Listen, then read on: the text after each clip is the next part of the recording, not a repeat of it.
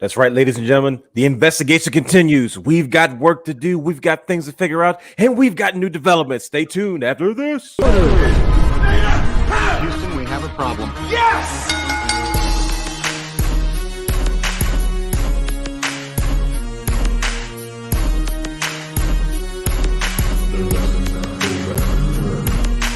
What you gonna do? What you gonna do? What you gonna do? What you gonna do? What you gonna do? What you gonna do? What you gonna do? What you gonna do? Oh yeah.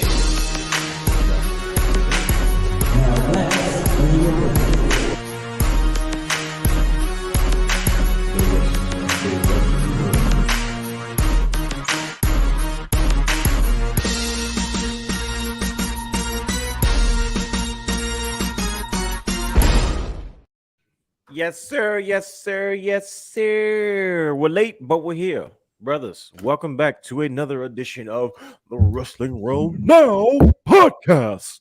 Hey, I like that. I like that. Like that little Howard Finkel going on. How you Yeah, brothers man. doing today? Never, ever a problem with a good old Howard Finkel. One of the greatest to ever do it. For what for? I just slid that one in there. Well, what's going on, brothers? How you feeling today? Oh, I'm good, man.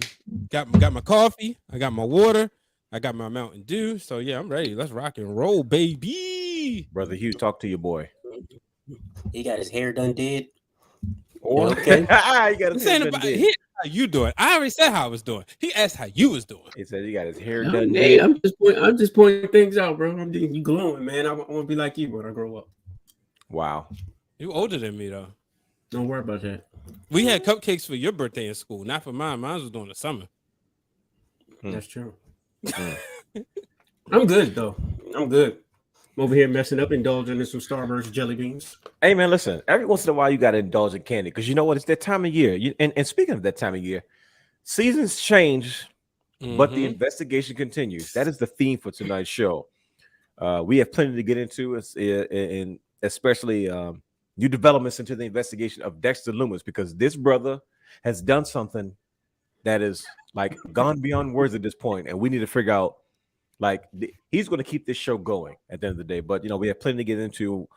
Kevin Owens and Austin Theory, Johnny Gargano's debut, rumors of the Young Bucks, and more. But first, logistics. What is it?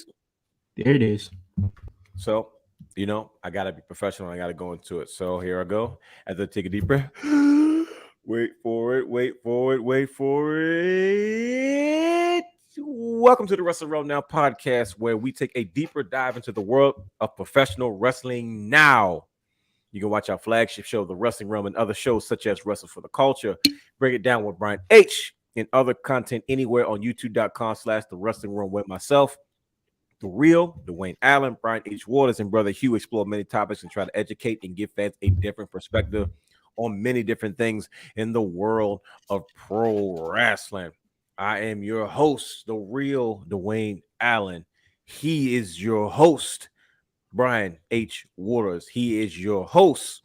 Brother Hugh has the third H to the A to the S, T to the H to the E, 3 to the R to the D. Smoothest man in the game. Yes, sir. And you can follow us on all social media platforms. Instagram, Twitter, Facebook at Wrestling Room. That's with 2 W's. Like, subscribe, and engage in the conversation with us. You can also stream and download all of our audio content on Anchor, Apple Podcasts, Spotify, Google Podcasts. And you can watch us and subscribe to our Twitch channel at The Wrestling Room. Also, head over to WrestlingRoom.com, where you can shop everything Wrestling Room related. We have t-shirts, we have hoodies, we have hats, we have mugs. No, we don't have hats, but hats are coming, I think. I don't know. Who knows? But if you want to support us, head over to WrestlingRoom.com. We have a lot of new t-shirts dropping for the fall and winter season. I think you're going to like what we're doing.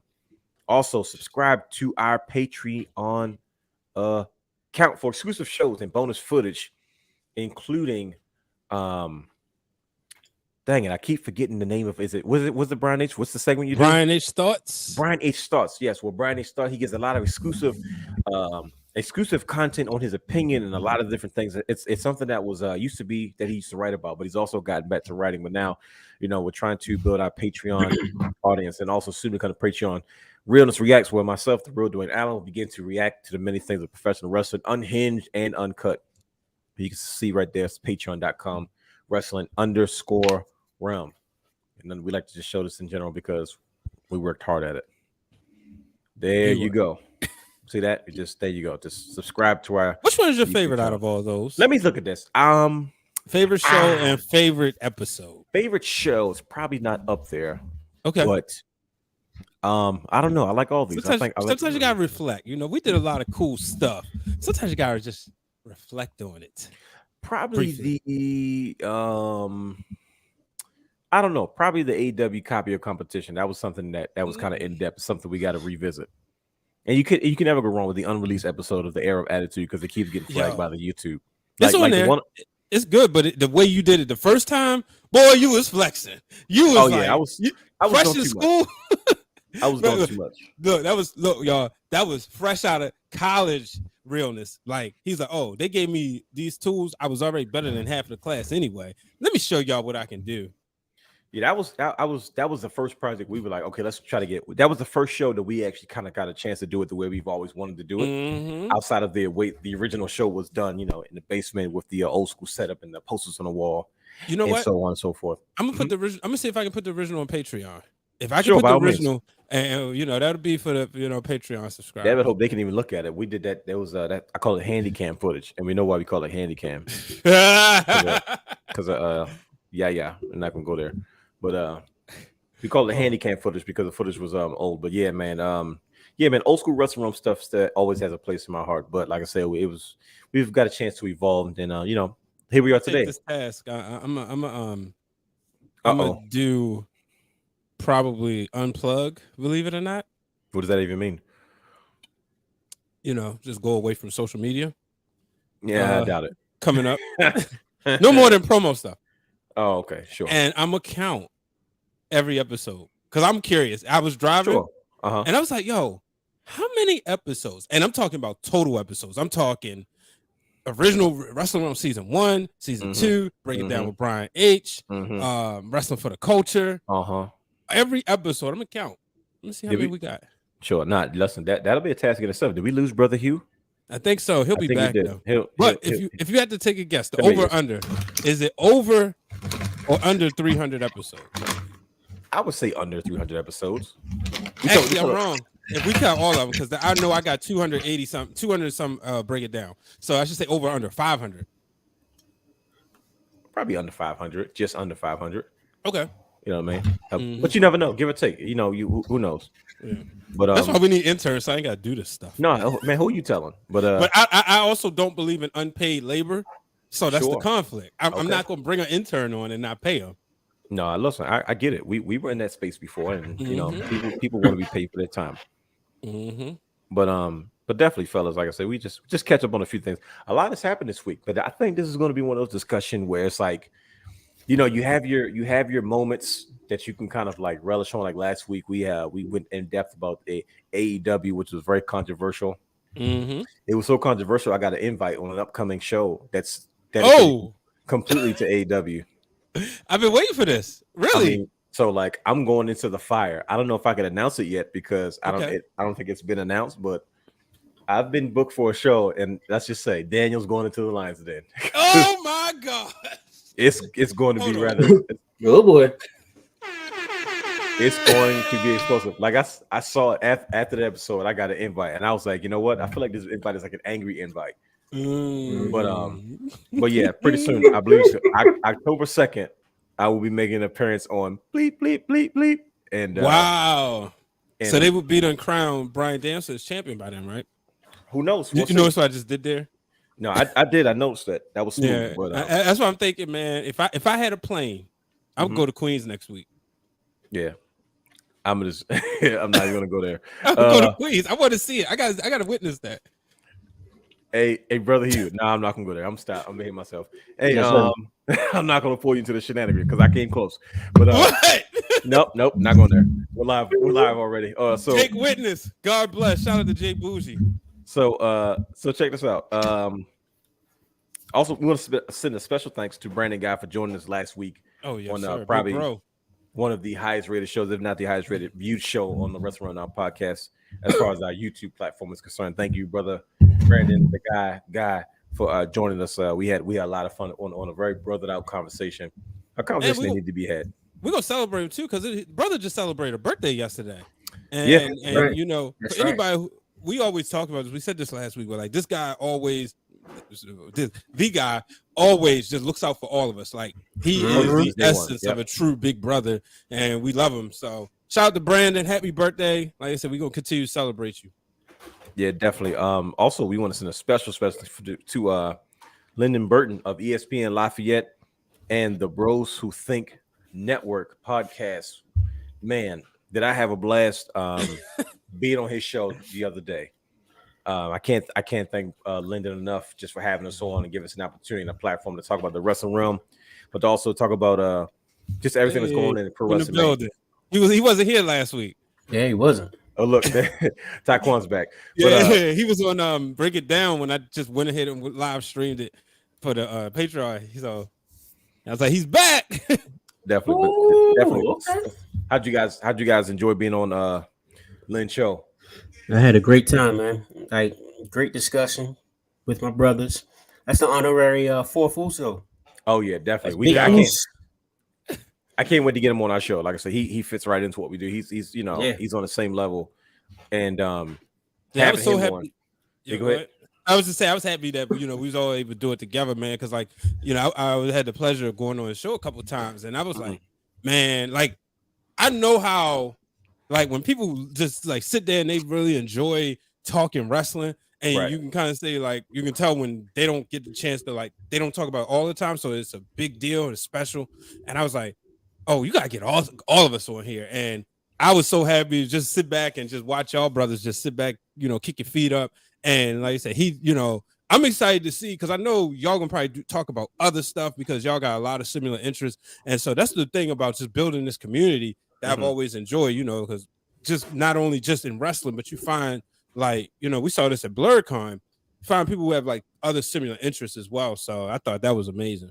No, yeah, man. That's definitely a good brother, man. We appreciate you having us on. We can't wait to get you on for our show. We're gonna start. I think we're gonna start like doing like a series of situations where we're just gonna start bringing on people. You know what I mean? I think just having them take part in the conversation. But I think it's time to get into the nuts and the bolts of tonight's conversation, brothers. We got a few things to discuss, right? But AEW is back to being in the spot that it was last week, or the week before last. Well, it gets a little bit of love in the beginning, anything noteworthy, and then we're going to move into things that are kind of a little more popular right now, things a little more popping, things that kind of had the attention of the community. But gentlemen, rumors of the Young Bucks about sending feelings to the WWE. Now these are just rumors. This could be hearsay. This could be something just to kind of stir the pot. We hear rumors all the time. It doesn't mean that there's any validity to them, but. Last week it wasn't just the Young Bucks, from what I'm hearing. Okay, see, there's more. So what were you hearing, Brother Hugh? Oh, it was Kenny Omega too. Okay, so let's just go ahead and say the Elite then. Yeah. Last week I kept pushing the envelope, right, brother Hugh, and I said Brian H. And he gave me a cop on this. I said, nope, I'm not trying to hear that. I said, tell me. I said, do you think the relationship has been damaged? Like, go on a limb and tell me why. Like, and this kind of leads to why I asked that question. Because now, I swear to goodness, bro, like literally maybe the day after we did our show, all of a sudden you hearing these rumors about them sending feels up to WWE. Do you guys think there's any validity to these rumors? And what do you feel about the Elite potentially kind of reaching out to the WWE to see if there's any mutual interest going forward? Brian H? I definitely think it's true. You think about, they got friends over there. Kevin Owens, right? Sure. We talked about Kevin Owens and how much he loves the Young Bucks. And I remember the first thing you said in the group chat. I'm gonna break the fourth wall if you don't mind. Like, he loves.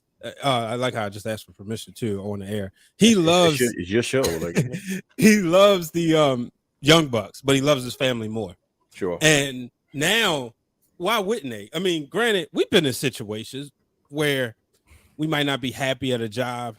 Yo, what y'all got going over there? I did this to Brother Hugh. I sent out feelers to his previous employer one time when I was at a previous employer because I didn't like the situation. Brother Hugh. Best Buy and Dick's Sporting Goods. Screw them, bro. Y'all don't have to say it. I will. You know. But I sent out feelers, you know, so why wouldn't you? And it makes sense. They see him with Triple H done, and you know, it's like, oh, what you done for them? Can y'all please do it for me? And they already thinking like, look, I know I'm better than this one, I'm better than that one, or I can come in and make an immediate impact, no pun intended. So I think it's a lot of truth to the rumors, and it did make me think as soon as I saw that, I said, God dang it, that realness was right again. See, I said, and it's not that I'd be mad that you're right. It's just, you know, but I felt he said Walgreens employer said feelers the CVS. That's true, Taquan. That's big time. Yeah, and the chat is not the same when Taquan's not there. Right? Do we all agree on that? Yeah, facts. Absolutely. Go ahead. I'm sorry, I didn't mean to rant for you. No, I love it. Oh, this is one of my favorite matches. By the way, watching Edge versus Christian Intercontinental Championship match, Unforgiven 2001. Definitely like one of my favorite matches during that year. But I think it's true. Like I said, I just think, you know, things ain't right at home. Let's just see. And I think now, who knows? Obviously, nothing can happen right now. It's contracts, it's all that situation. Sure. But, you know, the feelers come out. They can't. If Kevin Owens tells the Young Bucks how green the grass is, that's not tampering. You know, that's like if you're on a basketball team and I'm on you on the Lakers and I'm on the Clippers, and you're like, look, man, we get this side of the crypto.com center, we get to eat from this plate. That's not tampering. You just telling me how good it is. So I think that's exactly what happened. What about you, brother Hugh? What do you think about these rumors? What do you think about the elite showing up in WWE? So why not? That's a good question. Honestly, why not? I mean, personally, it's a better opportunity for you as of right now, anyway. But I believe their contracts up, but 04 in January, somewhere around there. 2023, right? Yeah, I said 04, 24. It's bad timing for them. It's bad time for AEW. Right, right. So I mean, why not? I'll fill those offers all day. And like I said from the beginning, when you get into the wrestling business, 9 times out of 10, what's your plan? What's your major goal? Say it. Go to WrestleMania. Bingo. Why not? You are already the biggest wrestler in the world, or one of the 3 of the biggest wrestlers in the world right now. Yeah. But you don't have that on your resume. Complete your resume right now. Why you still can? I think you get to a space where you say, well, what else can they really do? You know what I mean? Right. I understand the idea of embarking on, say, let's build something new and fresh. But if that process is not what it was, and look at Cody. Cody abandoned ship really, really fast, real quick, because he was like, okay. And I was shocked that happened. And do you find out what was really going on behind? Like, oh, you really, really unhappy to the point where you said, I'm too young to be an executive. I'm like, wow. Most people who love to create not going to give up their creation for the sake of following anybody else. But when you're saying I'm willing to give this up to go to be comfortable somewhere else, it's almost like a buyout. You know what I mean? Right. Like you start a cell phone company, and and Apple decides we want to buy you out. Like, yeah, you're not going to hurt our business, but you're putting a dent in our market enough. And you're like, man, I've been working with these partners, and money's getting tight, and we're struggling, and the direction of this phone company is not going. Apple goes, okay, well, listen, here's what we'll do. We're going to buy you out. We want you to come back to here, because this is where you started from. We're going to give you a 10% pay raise from what you're making, which is already like quadruple or whatever it is, and then we're also going to put you to the forefront. You're like, well, that's kind of what I wanted before I left in the first place. You know what I mean? And but it's understandably so. But then you also don't have to worry about the extra BS that comes with the title. There you go. I mean, you know what I'm saying? Like, it's a business. Yeah, like you said, you can get paid to just focus on wrestling. What you're passionate about, especially at that age. Sometimes you got to see being an executive till after your career is over, because you lose focus. Yep. But like I said, time will tell. I will note out that the Elite did deal with Triple H when their contracts were first up with New Japan, with Kenny Omega, and Ring of Honor with the Young Bucks, and they had nothing but great things to say about Triple H, his presentation to them, and just their overall dealings with him. But only time will tell. But I listen. I think this is it's getting to the point where even if the rumors aren't true, like say it like, oh, this is a work, the payoff's not going to be worth all the drama that it's caused.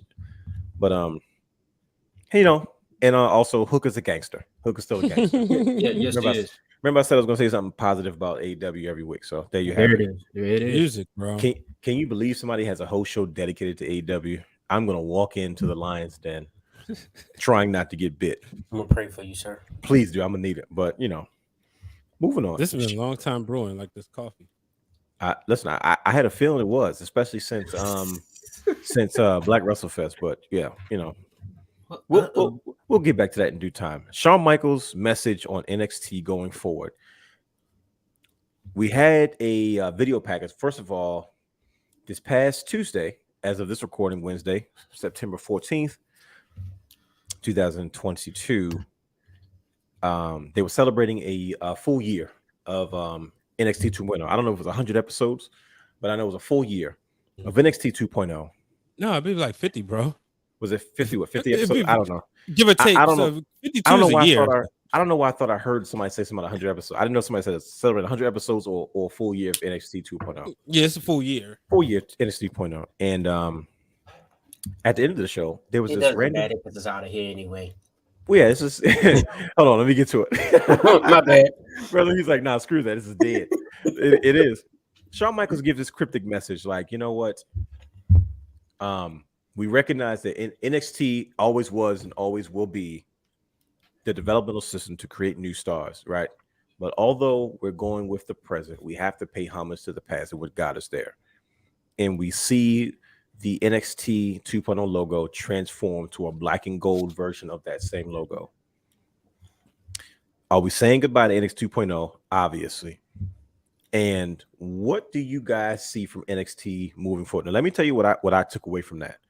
And it goes back to, Triple H's interview with BT Sports when they were there for Clash of the Castle, right? Mm-hmm. I love when BT Sports, that was probably one of the most transparent interviews I've ever seen anybody do, which I love and appreciate as a fan because they ask all the fan questions, right? Mm-hmm. It wasn't the PR magazine, movie edit type videos.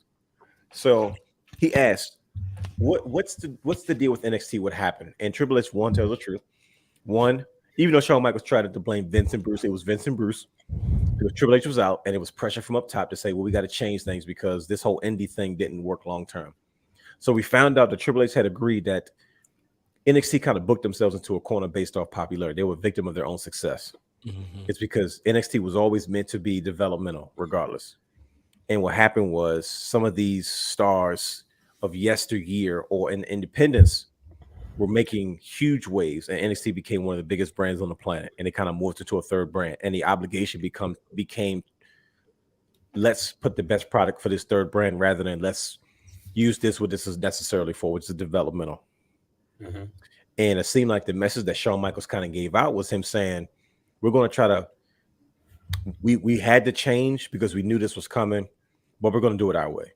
Sure, it turns out Shawn Michaels and everybody that's down there were forced to take this 2.0 concept and make something of it. And like Triple H said, the crazy part is people are starting to gravitate towards it now. But it seems like NXT is going back to I guess, a version of what it was before or similar format.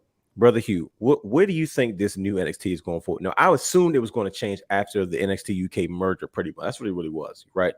Mm-hmm. They took talent from NXT UK. They wanted to keep around. They brought them to NXT 2.0 while they released a lot of others, while they kind of take a step back and develop NXT Europe rather than just NXT UK. What do you think that we're going to see from NXT moving forward? Because it seems like it's no 2.0. It's just straight NXT black and gold again. Talk to you, boy. All right. I was having technical difficulties on this end, so I didn't really hear the whole question. No, I got you. So what do you think from NXT going forward? Shawn Michaels gave this message about this is what it's always supposed to be, and we know what it was. And it seemed that if he was making a comment saying we're going to try to make the best of both of these, we're going to try to develop the new guys, but also let's stay true to what got us in the first place. So what do you think? What version of NXT do you think it'll go back to where it was, or do you think we'll get some type of mixture between 2.0 and black and gold? What are you thinking? It's definitely going to have to be, in order for them to evolve into what they need to evolve into. Mm-hmm. It's going to have to be a mixture. Okay. Because I would say, first of all, Triple H with the regular NXT black and gold, right? That wasn't developing the talent. That's you didn't develop entertainers. Sure. Yeah. He just brought in pure wrestlers. Yeah. Yes, someone like myself, someone like y'all, we might love that. But at the end of the day, you here to put butts in seats. You need entertainers. You need gimmicks. Mm-hmm. You know, you need people who can cut a promo. So with that, with taking that to consideration, Mm-hmm. you got to be able to have people there that's gonna move that needle. Right. So the best way to do it is to bring in those wrestlers. Like I said from the jump, when Triple H first took over, Mm-hmm. you got to bridge that gap between entertainment and wrestling. Yeah, facts. Bring it together. You could bring the best of both worlds together, and your product is going to go sky high because now you have wrestlers. Mm-hmm. Now you have entertainers that you could bring up to the main roster. Right.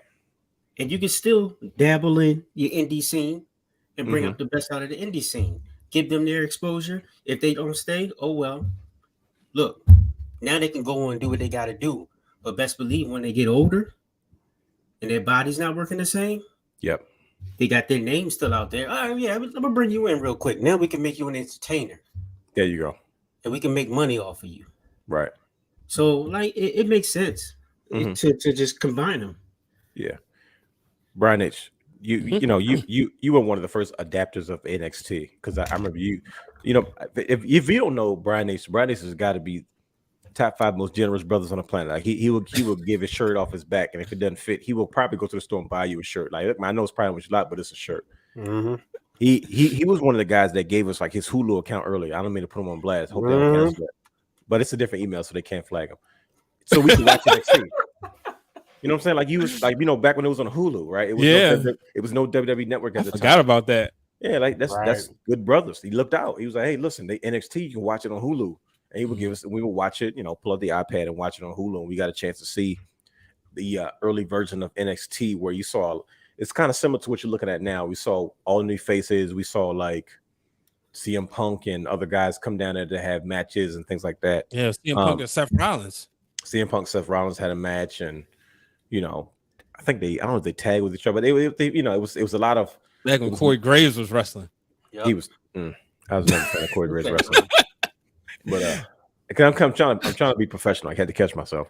But Brian, you were an early adopter of NXT. Mm-hmm. What are you looking for NXT to be now? Now that they've pretty much put the death nail in NXT 2.0. I'm glad because I know we didn't adapt to the change at all. We were like, bro, we tried. It took us a long time to come around, and we finally came around. But just when we finally said, okay, they're killing it, you're like, oh, okay, no problem. What do you think? Because you saw it in its inception, and you kind of saw it in its heyday when they pretty much caught lightning in a bottle, and you saw what it had become. So what do you think NXT is going to look like going forward as we say goodbye to NXT 2.0? I think it's definitely going to be a mixture, like Brother Hugh said. The difference is too right now, just to add on. Okay, we know where the finish is, right? The finish, before it was like you started with Triple H and Shawn Michaels, but then you went to Vince and whoever was at the time. At one point, it was like Vince and Eric Bischoff, or Vince and whoever else, right? Johnny Ace.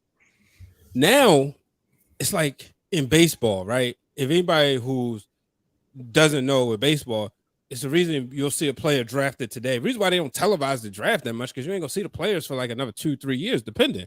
Sure. But you may go from one farm system, and then the coaches one way, then you go to the major leagues, they coach a different way. Like, why isn't this player developing?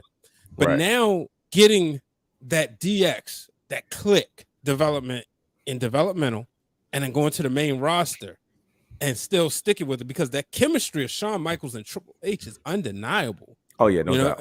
They're best friends for a reason. So that's what I'm excited about. It just makes me think about what would have been like for guys like Adam Cole, guys like Keith Lee, who came up in NXT, the black and gold, and then to go to the main roster.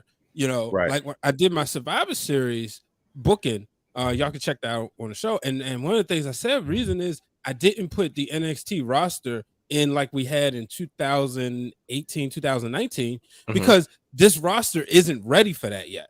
Right. That roster. Yeah. It's still Yeah, that roster. Yeah. You could put Bianca Belair was still on NXT, and she came into WrestleMania for that battle royal and made an impact. Keith Lee and Roman Reigns, that showdown. So that roster was like prime and ready for invasion.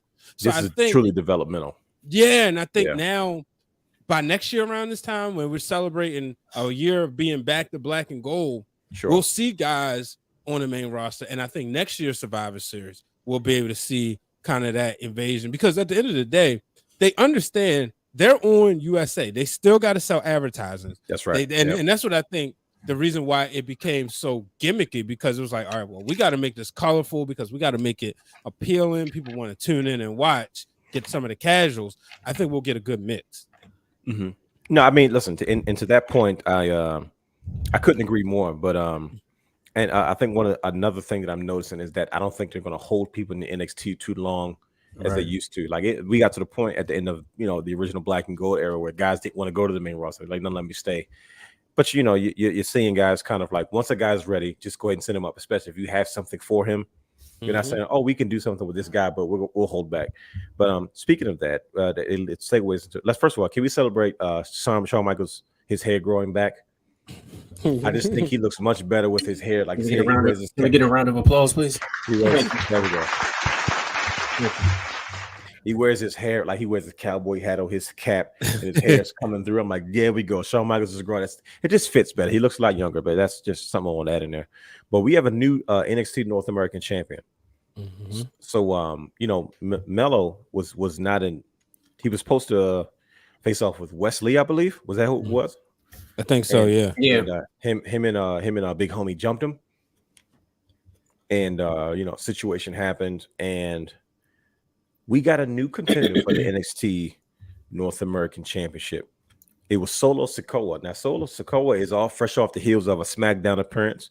He debuts on SmackDown the previous Friday against Drew McIntyre, which I think he had an amazing match. I said, wait a minute, this kid is getting a full match with Drew McIntyre. It wasn't a squash match. It wasn't just an interaction. He got a full match with Drew McIntyre. And I was thoroughly impressed with how he carried himself. He looked like he was ready. He fit into the bloodline. Mm-hmm. He owned the space that he was in. Mm-hmm. And that's what you want from your developmental talent. You want them to own the space that they're in. And that's what I saw from Solo Sikoa. But he to me, he makes a kind of a surprise, not really return, but a surprise emergence as a new contender for the NXT North American Championship. And he beats Mello. Were you shocked, Brian H., that he showed up? Because I was like, I wouldn't expect him to do that. First of all, Solo Sikoa was a guy I knew was going to be, I didn't know this soon. Mm-hmm. He was a favorite of mine from the beginning. I said, I like his look. I like what he stands for. It's something fresh. It's nice, but he's not necessarily piggybacking off the where his brothers were, but now they're kind of going there. What did you think of Solo Sikoa? First of all, his SmackDown debut, his match with Drew, and just his overall involvement, and then kind of reemerging in NXT, and now your new NXT North American Champion. So now the Bloodline has another title that they can lay claim to. I love it, man. I'm a huge fan of the Bloodline. Always have been, and I love the fact that he went after that title rather than the Intercontinental Championship. Sure, of course. Who's going after? You kidding me? Bingo, right? Yeah. And I saw somebody, and I wish I could give credit to this person, but I saw somebody say, now this sets up for like Roman and them to like force Sami Zayn to go after Gunther and for him to fail, right? And it's just kind of like bullying, like, nah, you want to be a part of Bloodline? We all got championships. There you go. Go get that one. But this is also a way to kind of keep that NXT, like to bring more eyeballs from Friday night to Tuesday night, because you got somebody from the Bloodline with that championship. He's on the main roster, but is he on the main roster, right? He's a part of Bloodline, but they never made it really clear. So him going back down there, look, he got to fit in. And that's what I'm excited about. So I was very impressed. I like him beating Mello because it just made sense. And Mello's fine. He's gonna be a star. But this he looks so scared. He looks so scared in the ring with Solo. Yeah. He sold it very, very well. It was very convincing. Yeah. And I remember like talking to like some vets when we was working at CZW and talking about how you're supposed to really get that talent over or get this story over. So you gotta sell it. And that's exactly, I thought it was a true professional, true wrestling veteran, can't necessarily WWE veteran, but wrestling veteran. So this is exciting, and like I said, just opens up layers. I would love to see them do like a celebration for the bloodline. He staked his claim. I'm now waiting to see when Roman comes back or when Roman makes an appearance because we haven't seen Roman accept him yet.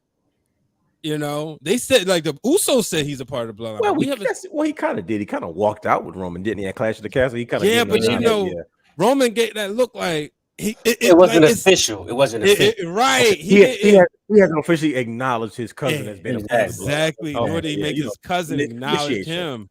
Sure. So it was like, all right, I appreciate what you did. So that's what I'm waiting to see because now he's not coming to Roman empty-handed. There you go. And that's what makes this so he brings something to the table. Good, man. Yeah. Like this is some good storytelling. Man. Like I said, best family in wrestling. That's all. Listen, I love the fact that the Anoa'i Fatu Samoan Wrestling Dynasty is definitely getting that credit after years and years of hard work. But brother Hugh, do you one thing I noticed about Solo Sikoa's debut on SmackDown, they showed kind of a montage or package of what he has done on NXT thus far. And I was like, okay, they're probably doing this to try to get fans familiar. Like, well, who is Solo Sikoa? And they said, well, Solo, and they just ran this video package of kind of what he's already done in NXT just in his short time. Do you think that him being on both shows and kind of being involved as a champion, as NXT North American champion, while also being a part of the hottest faction right now in all of professional wrestling in the bloodline? I'm sorry, Miss Taekwondo, bro. He said he's just light skinned. No, I believe so too. But do you think this helps brings notoriety to NXT? And do you think that, because to me it seemed like he went from being like a guy that was in the middle to like top guy immediately? Oh, that's absolutely, it's perfect booking. With the whole movement or the whole transition of NXT, you're bringing out, like Brian said, you're bringing eyes from the main roster to NXT and vice versa. Right where they're changing too, though, Right when you're changing. And then can we talk about how Melo always said that was the A title, and he treated it that way. One thing, brother Hugh, we always talked about how we appreciate a guy like Jay Lethal, that whatever title he had, this is the main title, right? So now he's adding prestige, he's adding bringing extra attention to that title, and it's going to be on both shows now. Yeah. Not to mention that Baby Oos, he said from the jump before he left, he was like, look, I'm coming to get that title. Yeah. I don't know if you remember. He said, look, I'm coming back for it. People forgot. Everybody forgot because he went on and had his little, who was this beef with? Was it Wagner? He had a table match with somebody. Was it Wagner? Whoever robbed him, right? Somebody robbed him, so he had to go take care of business first. Yeah. So people kind of forgot about that. Right. So now he does that, does the thing with the whole Von Wagner bloodline. Yeah, it was Wagner. Shout out to Taquan. I call him Shrek. Shrekky. And I saw her face. Now I'm a believer. Yes, sir. But so he comes back, brings back the gold, and like you said, he's gonna get accepted no matter what. And I think that's the beauty of it. I believe Big O's told him, like, look, to get accepted, man, go get what's yours. Yeah, it's like Brian said, he brings something to the table. I know one of the things that I've heard Triple H kind of mention, and same thing Brian H kind of alluded to when he referred to DX running the show, is the seamless transition. Chuck said Triple H gave us a lot of material in that in-depth interview because he said so much. He said, we got to have a better seamless transition, and they're going to blur the lines like. Developmental and main roster doesn't have to be separated like it once was. And now kind of with Triple H at the helm of everything, you know what I mean? It's like, well, now he can be acknowledged as NXT North American champion because guess what? I watched NXT 2.0 for like a month straight because of what Dolph Ziggler was doing on the main roster with the NXT title. And then I was going back to watch what happened. Like, okay, this isn't over yet. I get to watch this again on Tuesday. So if Dolph Ziggler got to run in his mouth against Braun on Monday, I was like, well, shoot, I got to tune in tomorrow because I want to see what he does. He's the champion, so he's going to be the focus of this show. And I think Solo Sikoa can do the same thing. And Braun won the title on Raw. On Raw. Yeah, absolutely. And I thought maybe we was going to start to see some of that there. Yeah. I went right to. I'm telling you, there was a month like when Zigzag and Bobby Roode was on NXT. I was like, y'all got my attention now. Like, come on, like you put my guys in those small arenas. I said that's like going back to the Indies. I said they're gonna be huge stars, and it worked. And so you know, Solo Sikoa is definitely. He was always one of my favorites from day one. And I was like, man, I'm looking forward to see just this. Young Jacob, man, give Jacob the bag. Another thing is, yeah, go ahead. Another thing is, what are you going to do with Melo now? Does Melo come up? Let's see. Does Melo stay down? Does he go against Braun? So it's like it's so many options there too because Melo is such a key component in the NXT transition right now, or in NXT right now in general. Yeah. But Melo is going to be the man no matter what. Yeah, I think we look forward to a rematch, maybe even a beef. You know what I mean? Yeah. Because like I said, you'll take the notoriety from a Solo Sikoa on the main roster, but then you'll see what he's getting into on NXT 2.0.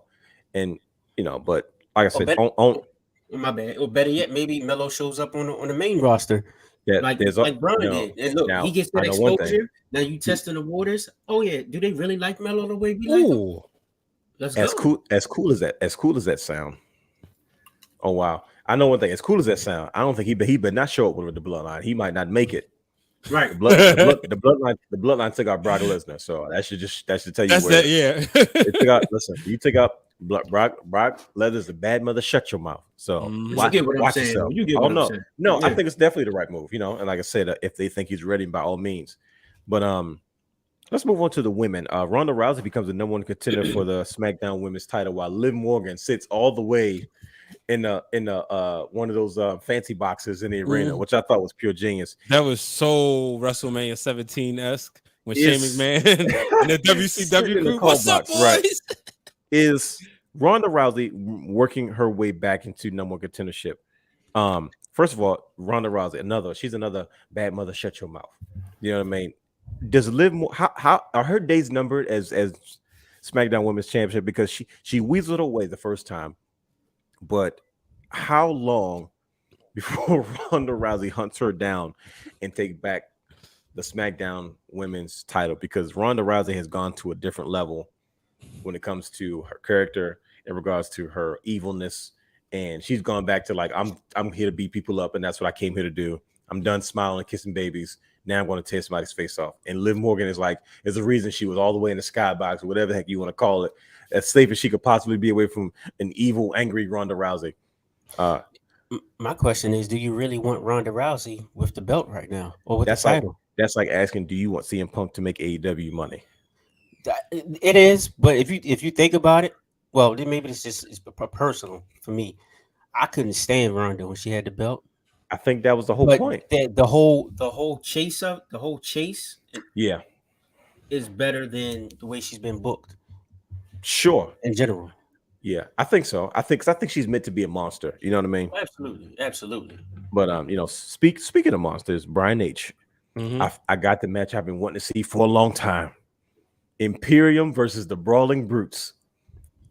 We got a teaser of it at Clash of the Castle, and I was like, oh boy, when these worlds collide. First of all, how glad were you guys to see Imperium kind of return to just kind of like I don't want to say to WWE because everyone was there, but just Imperium to first of all, Walter's putting on weight again. Like he's not like chunky Walter, but I'm like he's beefing up. Like, he was real skinny, but I'm like, yo, he looks good. You know what I mean? And I'm just like, dude, oh man, like how glad were you guys to see this Imperium? Guy really got up and took a water break. Nah, he gotta do what he gotta do. I ain't even mad. You gotta, to see Imperium versus the Brawling Brutes. Like, I was like, oh, this is the match I want to see, and it did not disappoint. And also, like, Imperium got the win. You know what I mean? I know people probably thought it was going to be a one-off between him and Sheamus, but I think we got a solid feud here. What do you guys think, Brian H? Imperium versus the Brawling Brutes. Oh man, so many stories you could tell with this one, because you got all those different dynamics, and one of my favorite scenes that I've seen, like, is always when you got the rest of Imperium fighting and Gunther and Sheamus just looking at each other, and they're surrounded by all this combat, but they're so focused on each other. So I think this is good. I do think we get Pete Dunne coming back. He going because he's slowly but surely changing he's changing the gear. I think he's gonna gear back. Like they let him loose a little bit as far as I think he's gonna wake up out of this dream and be like, I'm not Butch. I'm Pete Dunne or something. I don't know. But yeah, this is good stuff right here. Ooh, I don't know if I want to see that. Walter versus Sheamus and Iron Man match. No, they're gonna kill each other. brother Hugh, the Imperium versus the Brawling Brutes. I'm surprised that nobody got hurt in this match. You talking about just intense monsters. You have all different types of wrestlers in this equation, and they just seem to fit so well together. What'd you think of that feud for the most part? I loved every bit of it. Like it was like the Ravens playing the Steelers. It was just smash mouth, right? Just straight up, just going hard, just battle, just combat, and it was just, hey man, it got me pumped. I'm not even gonna lie. I started rooting for Sheamus again. I was like, listen to me. I'm with you, brother. Like I was like, yo, wait a minute, Sheamus. This is how I want to see you, though. Right? You know what I mean? But, right. No, man. I thought it was really, really cool that these guys had a chance to work with each other. Their styles match each other so well. But I know it's just something that I got a good chance to watch. Also on SmackDown, we saw Karrion Kross versus Drew McIntyre. Now they didn't have a match as of right now, but Karrion Kross has Drew McIntyre's attention, right? And we will get into that right after this quick commercial break. And we're going to dig into the question. I want you guys to think about this while we take a quick commercial break. Are Drew McIntyre and Karrion Kross the same person? So I'm thinking about. We'll get back to that after this quick break.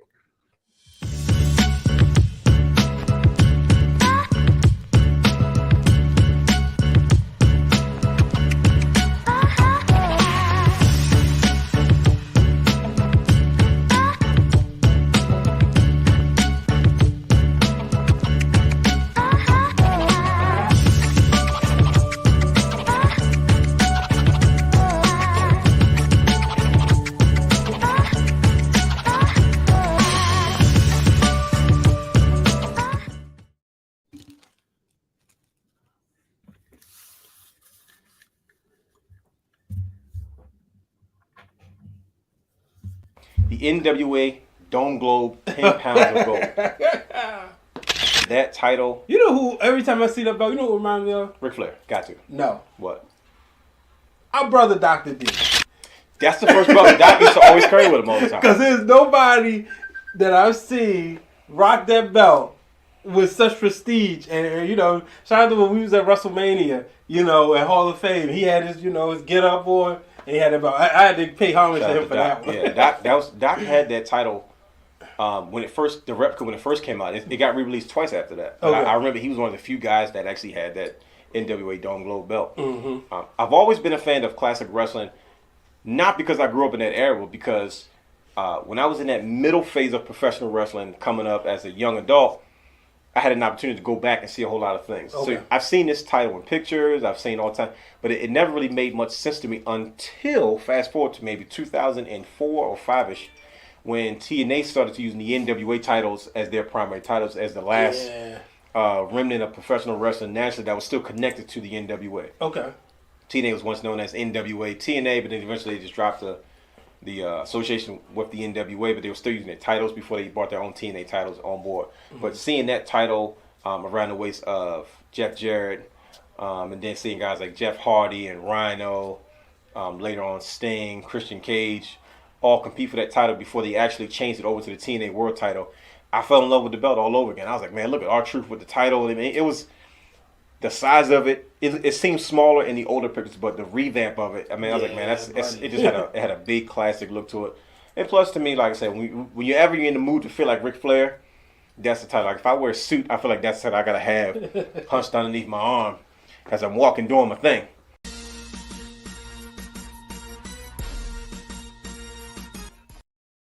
And we're back, ladies and gentlemen. That was a quick clip of the flagship show. I believe that was that was a long time ago, wasn't it? Yes. Well, look, you said it, not me. But yeah, ladies and gentlemen, if you want to catch the flagship show, you can watch our old clips as we prepare for new season on the youtube.com/the Wrestling Realm. But back to the show, gentlemen. Before we left for a quick break, Karrion Kross versus Drew McIntyre. Now let's break this down for the people. I've noticed something that's got my attention. I love how they are seamlessly transitioning stories from one situation to the next, right? How do you keep Drew at this main event level without contending for a title? Because that seems to be the biggest, most difficult task when you have so many talented superstars and everybody can't be world champion, right? Mm-hmm. Karrion Kross is obsessed with Drew McIntyre. He has gone out of his way since he has returned to say, you guys chose the wrong one, right? He came in, he made his claim for the title, and he felt like Karrion Kross should have been in the space that Drew McIntyre was. So he goes, now you guys have to pay because you guys chose the wrong person. But I've noticed something about Karrion Kross and Drew McIntyre.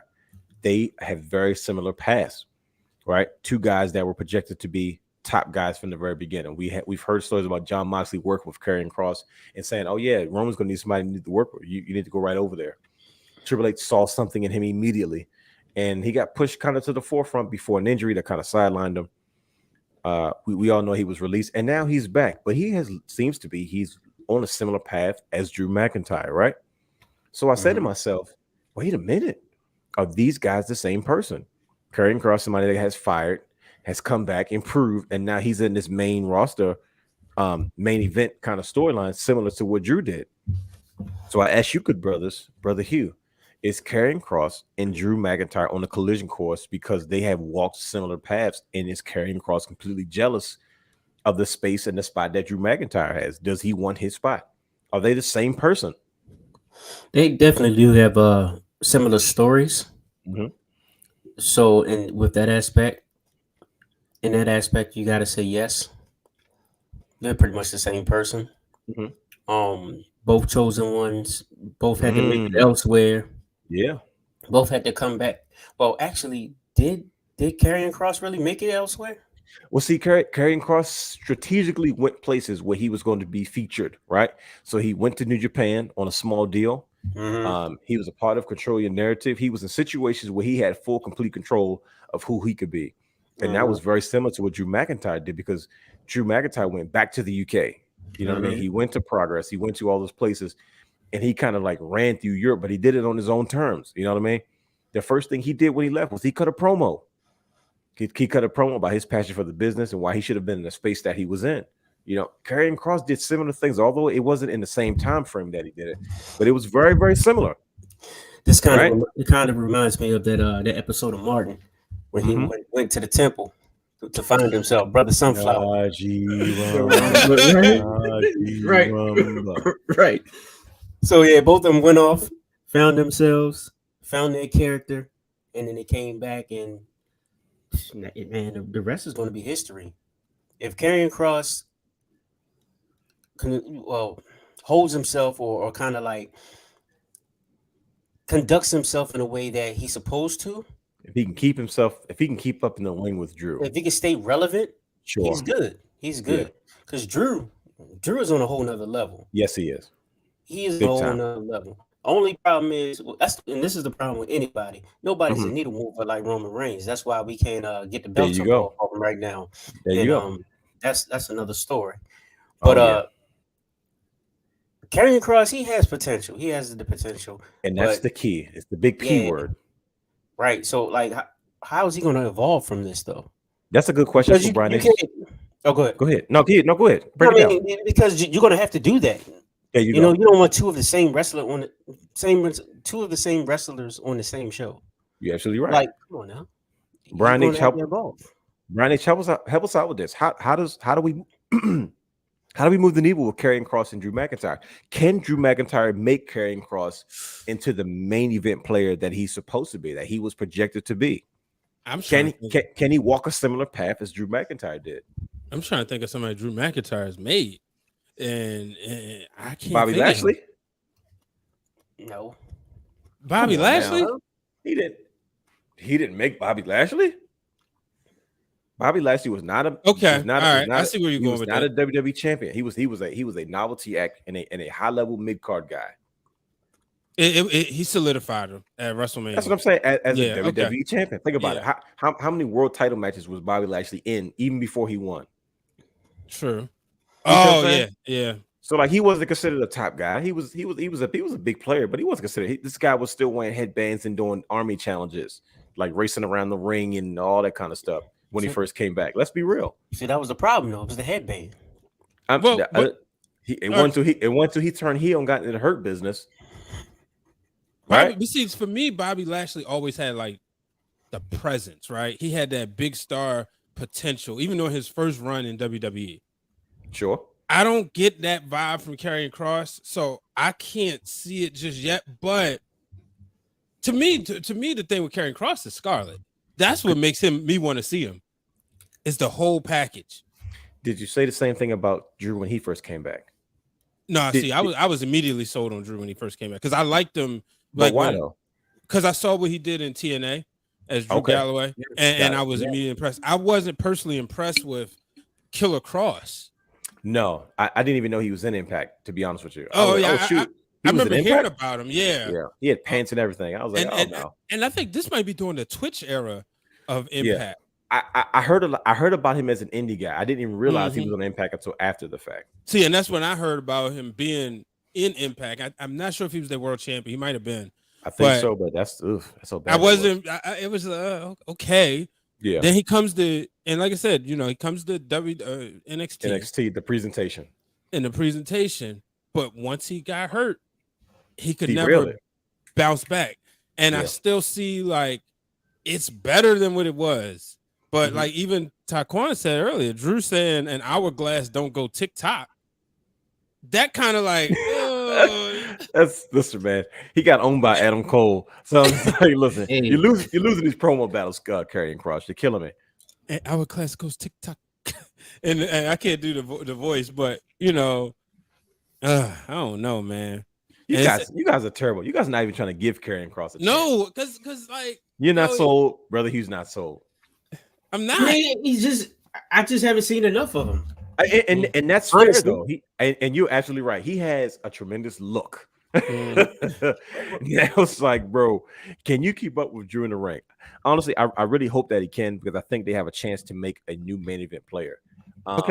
Even if he loses to Drew McIntyre, he looks like he should be in contention of something. Even if it's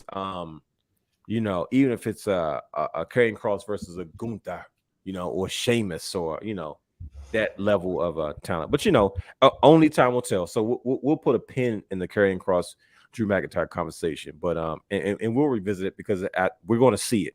Karrion Kross is obsessed with Drew McIntyre, but I love the fact that he's working with the top guy of breaks. Absolutely. And I'm saying all these things because it's going to lead to the kind of the end of the show as we kind of wrap up the investigation. But this is, it's going to go back to, we always got to sprinkle a little Triple H dust on the show and acknowledge that there's a reason I'm bringing up certain aspects of this part of the show as we keep going. What they want to hear. The Bucks heard about that dust. Listen to me. That's like Old Bay seasoning on crabs, baby. Woo! They got a caramel Old Bay. Huh? But yeah.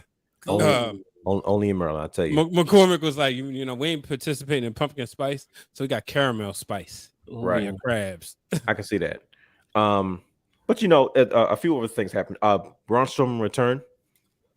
And what do you guys? I know we briefly talked about it, but what do you think about his return to SmackDown? It's kind of got a different look, kind of the look he kind of come up with as far as his control your narrative kind of spiel. And then he also powerbombed 360-pound Otis.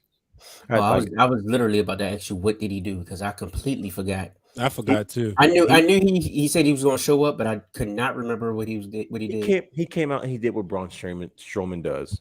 He yells, he screams, he destroys things. That's what he's there to do. You know what I mean? Nice. He's got to reestablish who he is. But it's good to have Braun Strowman back. I know he hadn't done much, but I think he's doing things to kind of remind people how impressive he is. He's a specimen. You know what I mean? He's a spectacle. He powerbombed 360 pounds.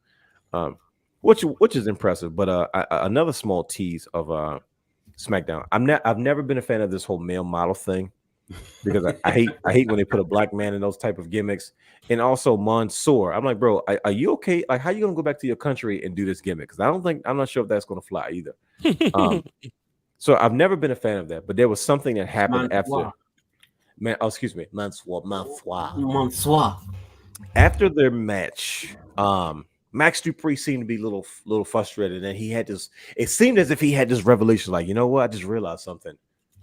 Sometimes you got to get through the day just to go to the night, and then he just kind of walked off, and I was like, okay. Are we getting an LA Knight tease? Now, first of all, I wasn't a big fan of the idea of this name LA Knight.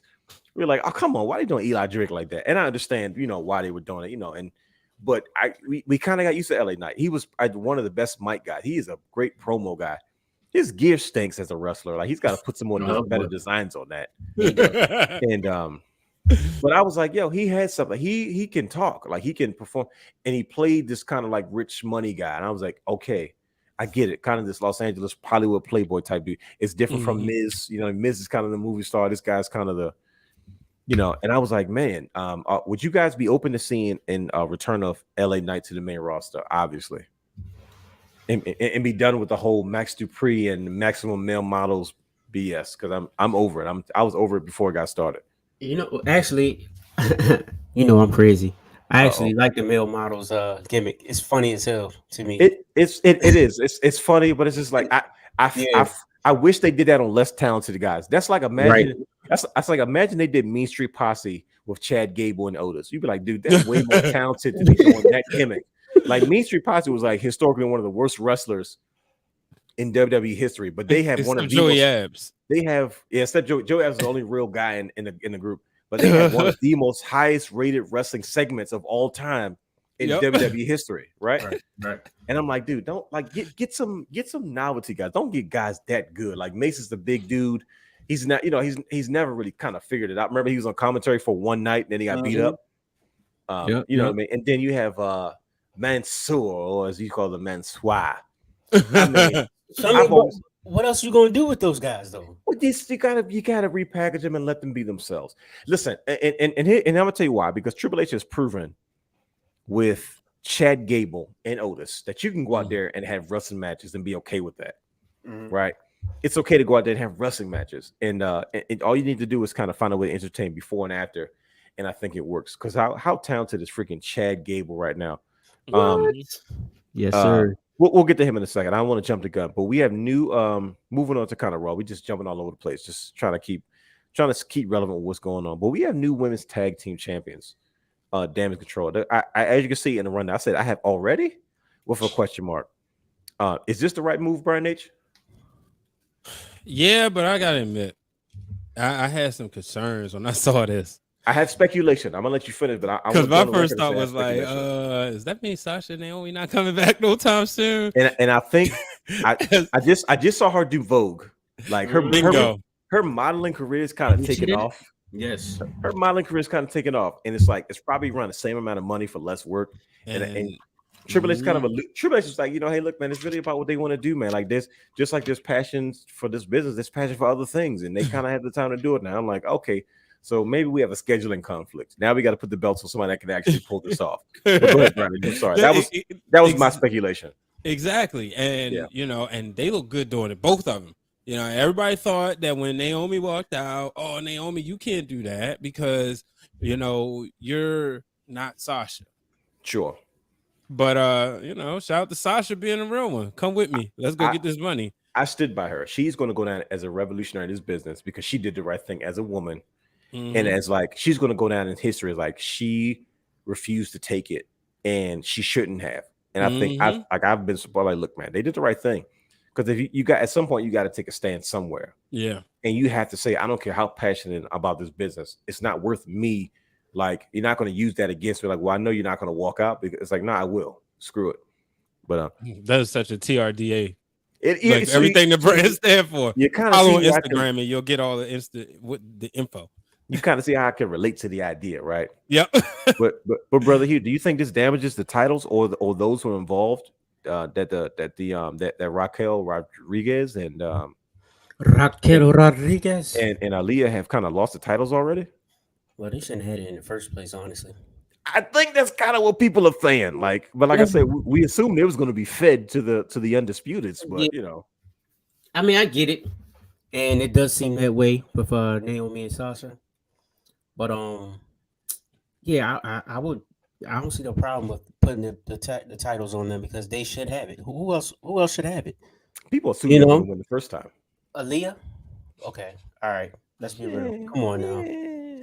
They love her. They really love her backstage. That's what I'm hearing. But Raquel, I'm sorry. Everybody else, like this. You know, she does this with her back. Like I can't turn around. She's like, right? If you're watching this, you can see me do what she does. She just the big cheesing and all of that. I can't get with it. You better stop talking about Braun Strowman's woman. Hey, I know. That's why I'm shutting up. He I'm trip and up fall right and try to Right. choo-choo. You know, this little choo-choo train thing, like choo-choo, and he slipped. Hey, man. Hey, but look, I can't get with it. I need that hardcore, like the one that went after Dakota Kai, or what that was with Dakota Kai and just causing trouble.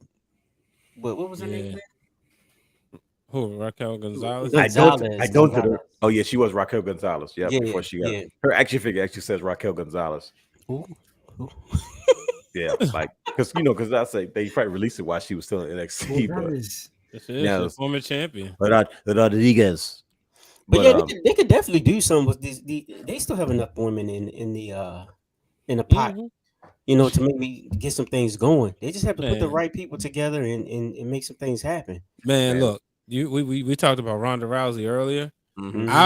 As someone who really wants to see Ronda versus Shayna, I would have like Liv Morgan. So first of all, I see Liv Morgan being like Daniel Bryan was when he started off before like the Yes movement took off. Want to see Ronda versus Shayna? Go ahead, because it's gonna be straight. They're gonna kill each other. They're gonna kill each other. Ahead, there you go. But like I see Liv Morgan. You remember when Daniel Bryan was like, "Get your hands off my shoulder." He was so happy. He got so obnoxious. I see that with Liv Morgan, right? And that'll open up fuse with other stuff because now we'd be interested in her. Even though, she's appealing to young girls. I think she makes that turn. But then have Ronda and Shayna challenge for the titles. And it just seems like, oh, yeah, this is a no loss. There's no way they're going to lose. And then boom, conflict of interest. Like, I can't think. Somebody doing a new generation era. It felt, Brett and Owen. It felt like Brett and Owen was going to win those tag titles. Now, mind you, I'm thinking with 94, I was 7, give return 8. I'm thinking from a 7-year-old perspective. Oh yeah, my guy's about to win the tag titles with his brother. This is going to be great, and it feels like that. Instead, boom, you pull the switch, and then you have the feud between those two. So I think that's a feud for them, and I think that better suits Dakota Kai and Io Sky than the other two ladies. No, it makes sense. Like I said, it's an interesting dynamic that they have in trying to kind of building this women's tag team division. But I think they're doing an excellent job with at least putting forth the effort to include the women on the show and not just in women things. And a good example is that the interesting dynamic between Rhea Ripley and Dominik Mysterio. Now, this is something we haven't necessarily seen before, and this is why I put it on here because I was like, well, let's get into this. I've never seen a situation on WWE programming where like a woman that's kind of like the lead of a faction, because she's kind of the lead of the faction, they're kind of built around her, which is excellent, has that much control over like a new and young talent, right? She's manipulative. We see this with men, but we have not seen this kind of dynamic reverse. I love how they're using her in this role because it's not like, okay, well, you're the big woman, you want the title, so I'm going to fight with you, and I'm mad because like it's not wrestling based. This is some deep stuff, right? And we have Rhea Ripley kind of playing this role, and I'm kind of saying to myself, can you guys think of anything similar to this before, where you have this kind of woman that's an active wrestler, kind of just have this control over this new developmental talent, and now he's just kind of like, she's such a negative influence on him, and he's throwing away his culture, his family heritage, his values, all those things. Can you guys think of any situation like outside of a manager? You know what I mean? Right. That's the only way. I can't think of not whatever. Not negatively, not negatively, but just Chyna and Eddie. I mean, it's not the same thing because he's not developed, in the developmental stages. He was like he was almost already top made, guy. Yeah. But I mean, he kind of almost had like the same effect. Like Chyna was more laid back. She wasn't trying to, manipulate him or whatnot. Sure. But he was captive. He was captured by her beauty. Like he was blinded by, what he had. So it was like she still had that power over him. I think he's so enamored by the fact that she's so different from what he's used to, because his little dark promo he did, all he kept alluding to was how he was tired of his father may be a tiny man, which I thought was very disrespectful. And then he goes, yeah, but you cast a big shadow, and I'm tired of living in it. Like you never asked me what I want to do. And it's like, oh, okay. So he doesn't want to be a cookie cutter, family-friendly guy. You know, of course, you got Ray and trying to plead, Dominic, man, listen to me, man. Come on, listen to me. You know, he speaks to him in Spanish, and like he's trying to get to him, right? He's trying to plead with him, but it's just like, man, for some reason that Rhea Ripley has this hold over Dominic Mysterio, and it's something we haven't seen before, and I'm enjoying it. But like I said, once again, the story continues to unfold as the Judgment Day kind of develops and kind of is getting more like more depth to who they are and why they do what they do. You know, of course, Dominic Mysterio had a match with Edge on Raw, and of course, they try to decimate Edge's knee again. They just keep trying to put Edge in retirement, but you know, I think Rhea Ripley is doing a good job, especially as a woman in her position, because she's in a main storyline, not just a women's storyline, which I think is excellent. So right. But Johnny Gargano's debut, right, back on Raw after 9 months versus Chad Gable. First of all, which was a wrestling clinic. How freaking good is Chad freaking Gable? Like he's starting to give me Kurt Angle vibes. Like don't get me wrong. Yep, that's what I was thinking. We knew the comparisons were going to be there. But this dude, I'm talking about from the way he delivers on the mic, he's on both shows. Like Dolph Ziggler's in trouble because they're sending. No offense, brother Hugh. They're sending Chad Gable to that spot there. Like, bro, we need something. Matt's going like, yo, he's gonna get the crowd riled up. Him and Otis are really, really good. Like they're a tag team that have all the singles matches. They work so well. When they take losses, it doesn't look bad. Right. That's a skill. You got to be talented to do that. Dolph Ziggler does it well. Bobby Roode does it very well. Like you're that good because you sell it in a way where it's like, oh snap, this person legitimately beat them, so they must be a bad man, but not like, oh, this guy sucks. You know what I mean? And Chad Gable is just like they're sending him for everything. Hey, need send Chad, and to see Johnny Gargano in excellent shape, by the way. Just him and Chad, like it's one of those things where they're going to give you wrestling on the show, and that's one of the things that I appreciate about Triple H kind of doing. And I'm just like, dude, I couldn't think of a better guy outside of a Dolph Ziggler who Johnny Gargano could have had a better match with. But brother Hugh, what do you think about Johnny Gargano's debut after 9 months against Chad Gable on Raw? I loved every bit of it. As soon as I heard what they had like the little promo or whatever before, they was walking through the hallway and they was like, "Yeah, you got to fight Chad Gable." I was like, "Oh my gosh!" First thing I did, I text y'all and was like, "What I say? what did I say in that text?" I said, "Look, man, this is about to be great." Oh yeah, no doubt. And I believe I put it out on Twitter too. This match is about to be awesome. And man, they shut it down. And that's what the fans were chanting. This is like, yo, it goes to show you that, yo, that's what people really come to see, right? Yeah. And you can add entertainment on top of that, which I think is excellent and great. But and like you said, pure wrestling on display, bro. Like and it was unhinged. He's giving these guys the time. He's giving them time to go out there and just do what they got to do, or do what they got to do what they do best. It's a 3-hour show. Brian H, what do you think about Johnny Gargano's debut in the main roster? That's his first main roster match, you know, since his time in WWE, NXT, however you want to spin it, you know what I mean? But what do you think? Oh, absolute great showing. And this is exactly like y'all just said. I mean, I ain't really got to add much to it. This is exactly what people come to see, and you know, he was Johnny Wrestling. So, you know, with Johnny Wrestling being his reputation, we also had another wrinkle in the situation with Austin Theory attacked Johnny G from behind after the match was over. This is an interesting dynamic here because Austin Theory is like the kid that can't stay. He's like this evil Zach Morris. He can't seem to stay out of trouble. Oh my God. When it comes to just his shenanigans on the main roster, you know. So he attacks Johnny Gargano. There's so many questions. It seems like Austin Theory has had the privilege to work with every major player on the roster at some point in the last 5-6 months or however long it's been that he's been kind of just on his run. But speaking of that run, we got a very, very intense Austin Theory, had an interaction with Kevin, the man. Oh, see, I'm not even calling him the fat man no more. Kevin, the man, Owens, the prize fighter himself. Oh my gosh. He like I would play the clips if I felt like we weren't gonna get flagged, but Kevin Owens delivered another passionate promo in regards to Austin Theory. And not too long after that, of course, naturally a brawl breaks out. He slaps him, his nose breaks, or whatever the case may be. What did you brothers think about Kevin Owens ripping Austin Theory a new one, straight passion? Brian H. Everything Kevin Owens touches gold. You know, he's going back to have his NXT run like 6 years later. Like he's like, no, I never got one. When I got up there, they told me to change everything. So now I'm going back and have my NXT run. But go ahead. No, yeah, exactly. And he said, I think it was on Corey Graves' podcast, how all right, he had Austin at WrestleMania. It's like you can't get no higher than that. Now, what he did was, and it's a shame that he had to take that break because of previous regimes. Sure. Yep. Because you can imagine if this was coming right off that Austin feud, the momentum he would still have.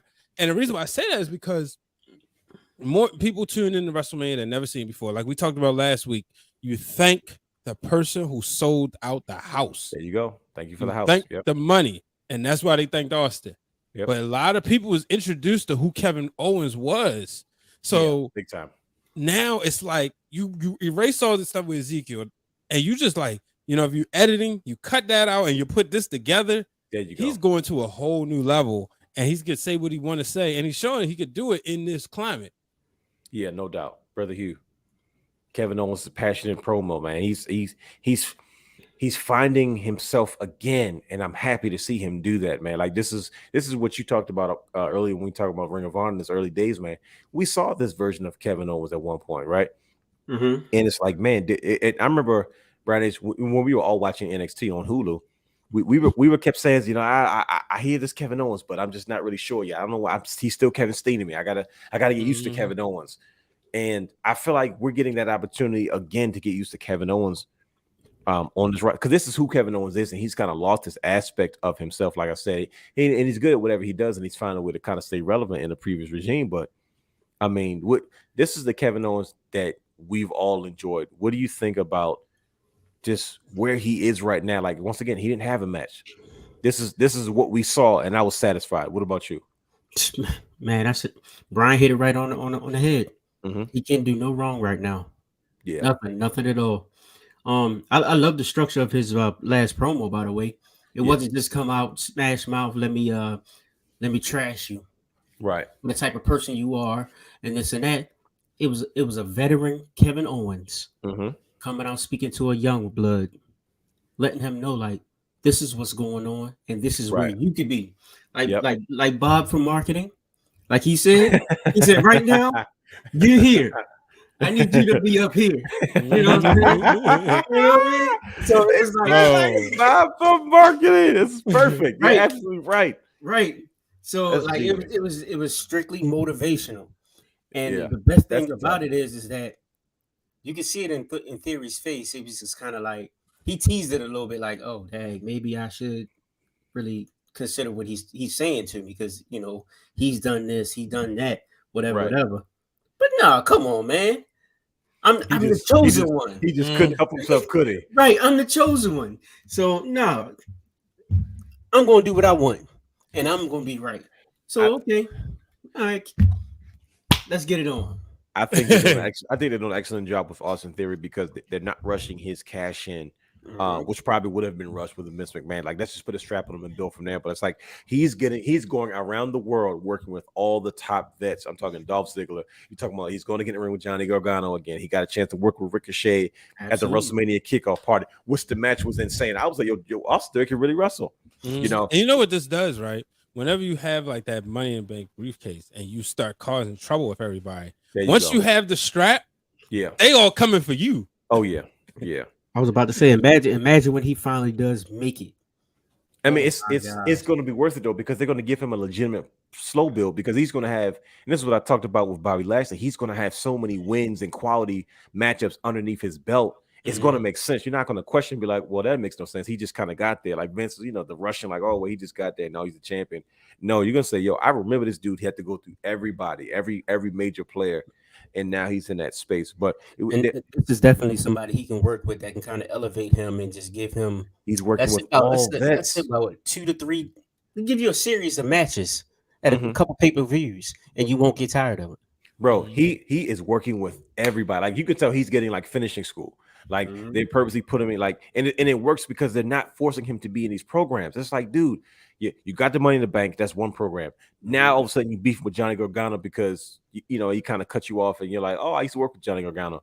Then also you come out, and now Kevin Owens just broke your nose. So now you know what I mean. So it's like, dude, they've got him booked with so many options, so he's not locked into okay. He's only going to be Money in the Bank guy. He's only going to be fighting for the world championship. But we're going to get back to that concept because we're going to talk about that in the Triple H Dust. And one thing he's doing specifically that I think he's doing very well, and something that I have not seen done this well in a long time. But ladies and gentlemen, we're coming down to the honey and the grits of tonight's show. I don't know what honey and grits have to do with anything. I was about to say honey and grits. I don't know. It's just should I try that one day?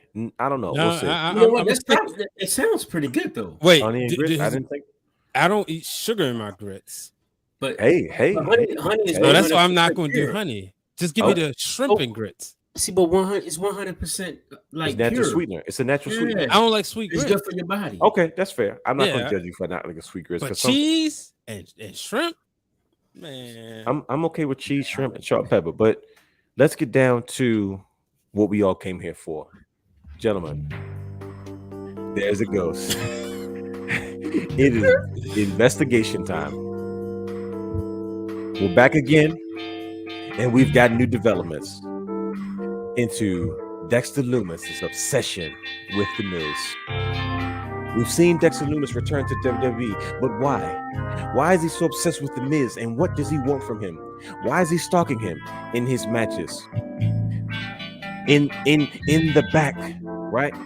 Behind his car. And now, ladies and gentlemen, dare I say this? In his house? Welcome back to the investigation. We got to get down to the bottom of this, gentlemen. There's a stranger in my house. There was a stranger in the Miz's house. It's to the point now where the Miz doesn't even want you to mention Dexter Lumis' name around him. Right? We don't know what happened. We kind of alluded to this when we were talking with Lynn on his show. But now, as of Monday, we saw a video with Miz and Mrs. Miz and Maurice at Chateau Marmiz, that new state in California, Los Angeles, California, or Hollywood, whatever it is. And they were preparing as they were shooting for something, and as they were leaving, one of the most creepiest things I've ever seen. And I'm talking about when Papa Shango put a curse on Ultimate Warrior and he was thrown up everywhere. God. It's creepy. Right. I'm talking Boogeyman's head underneath the platter, spitting worms out of his mouth through his no teeth. And now we see Dexter Lumis in Chateau Marmiz. And I'm saying to myself, why is he going to great lengths? And what does he want with the Miz? Gentlemen, we got to get down to the bottom of this. Did you guys ever think, Brother Hugh, did you ever think that Dexter Lumis was stooped to the point where this man is literally stalking Miz and Maurice in their home? Yes, because he's a weirdo. But why though? We know he's weird. That's the problem. We need to figure out what is the issue with him and the Miz. It's like we still don't have enough clues because number one, this is why the investigation is going to keep continuing. He doesn't speak. Number one, he doesn't have facial expressions. He just makes that creepy face, that creepy looking mustache. Right. Barely got a face. Exactly. So it's like I don't know. Brian, I really don't know. Why was Dexter Lumis in the Miz's house? What does he want from the Miz? What does he want from the Miz? Dexter Lumis has no previous dealings with the Miz that we know of. He was in NXT. He got fired from NXT. He came back. We didn't know what he was looking for. He kidnaps the Miz. He gets locked up because he let Miz go. They couldn't keep him but for so long due to the law. And now he was in his house. Is that home invasion? Is that an invasion of privacy? What? Why is Dexter Lumis so obsessed with the Miz? I'm obsessed with the idea that he's obsessed with the Miz because I'm trying to figure out what does he want with the Miz? What does the Miz have besides winning at life? Because you just look at Maurice and you go, man, you did it. you won. But it's like, what? It's clearly not his wife, because we know he's involved with a love affair with the young lady in NXT. So it's not India that. Hartwell. You know, in the Hartwell, exactly. So it's like, what do you want with the Miz? We have to figure this out, brothers. We have to help WWE conclude this investigation. What does the Miz have that we can think or try to figure out that Dexter Lumis could potentially want from the Miz? It just comes down to the movie deal. That's the only thing I can think. Like, yeah. You really think he's auditioning for a movie? You think he wants to be like, listen, I got to prove to you I can be in the next Marine 8 or whatever, how many they I mean, he got his lady, right? And you know, I ain't gonna be in the business of comparing women by any means. So what I'm saying is, why would he be wanting Maurice, right? Sure. You know, it's not like the Miz got great wrestling skills. Why would he want to, you know, take that from him? He doesn't have a title. I was about to say he literally prevented him from winning the championship. So, like, what else you want from the Miz? Maybe he wants to be in the Miz's circle. That's the only thing else I can think. Maybe he wants to be in the Miz's circle, but I think, you know, he wants the Miz's agent. He wants to get a movie deal so he can take care of his lady. He wants that big house. Well, why hasn't he attacked Miz's associates? He has not gone after Tommaso Ciampa. Would you? Right? You don't right over there. No, I wouldn't either. But I'm saying to myself, he's not. But like that's what I'm saying. Like think about it. If you know how let's go streets. We're from Baltimore. Let's take it there a little bit. Right. If that's your man's and you with him, if I can't get to you, I gotta get to him first because I know I can get. If I can get to him, I can get to you. Right? Yeah. That's just street culture 101. I'm not saying it's positive. I know it's extremely negative, but it is what it is, right? We've all seen it. We've all like, hey, this is where we don't partake in those actions. Nah, it is what it is. Like we don't, you know, it happens. But is Ciampa really the Miz man? In the Miz's eyes? We'll see. Listen, they got trading cards of each other. You know, I mean that's nice, but you know how the Miz is. Tommaso Ciampa, you can't trust the Miz, and to be honest with you, I don't think you can trust Tommaso Ciampa. Me neither. You know what I mean? Look what he did to Johnny Gargano, and that was his friend, like just like Kevin Owens. It's just like what he did to Sami Zayn. Like he was like, "Look, man, I love you, but this is about that title. So if between me and this title, it's gonna be the title. I hate you." Like, dang, Kevin Owens, like what? Y'all got to stop. But hey, we probably see the same thing with Johnny Gargano and Tommaso Ciampa. But it's like Dexter Lumis, you're relatively unknown. Only thing I can come up with is that maybe he's jealous. Maybe he's obsessed with the idea of who the Miz is. Maybe, like you said, he wants the Miz's attention. Maybe the crazy part, maybe he could be auditioning for a part in one of the Miz's movies. We don't know. Maybe he wants him as a mentor. I think that the investigation must continue. Brian, play us out. No, my bad. No, it's okay. No, it's okay. It's okay because we one job, bro. Because I actually got multiple. We don't have enough clues as of yet, ladies and gentlemen. But we will continue the investigation as we piece this together, as we try to figure out what is the obsession that Dexter Lumis has with the Miz. Is it his life? Is it the way the Miz dresses? Is it his money? Is it his presentation? Is it the way he talks? Is it the opportunity that being associated with the Miz actually brings?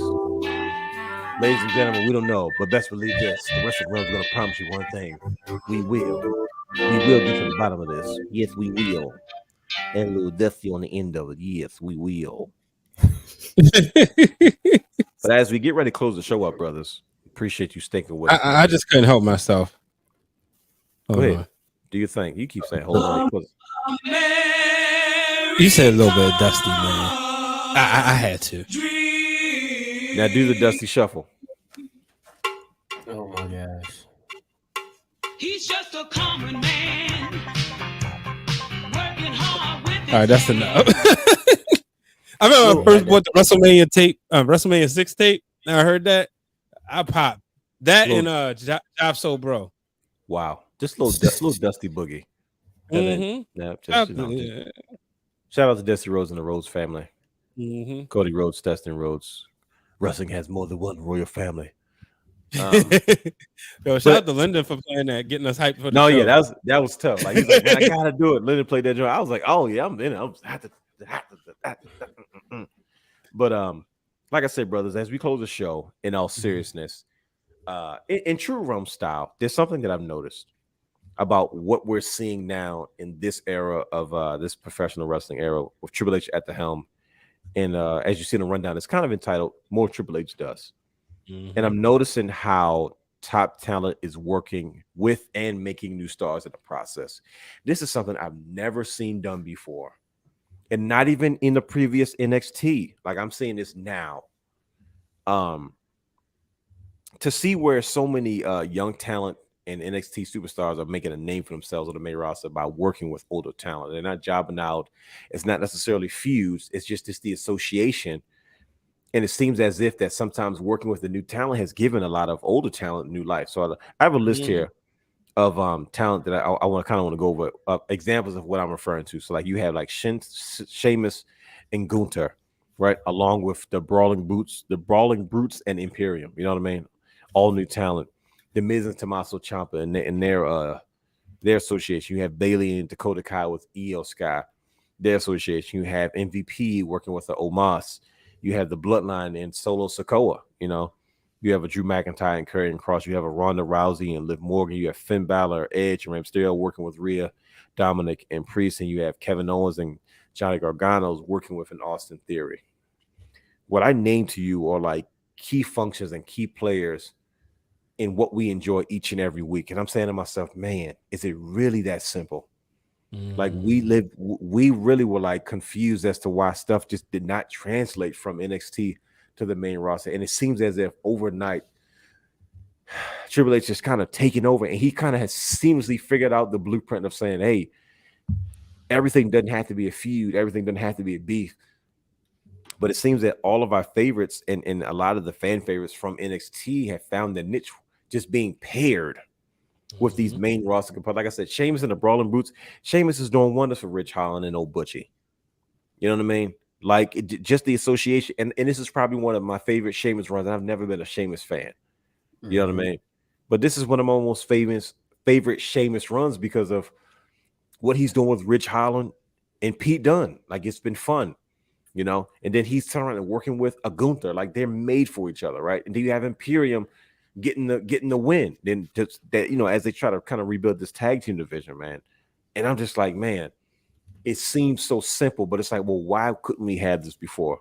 But gentlemen, good brothers, what do you guys think about what Triple H has done in this short time and how he is seemingly overnight figured out a way to incorporate NXT talent or previous NXT talent that wasn't getting main roster run or recognition, and just pairing them with veterans and just how they have added new life to both shows, Raw and SmackDown, seemingly overnight since McMahon was kind of forced into retirement.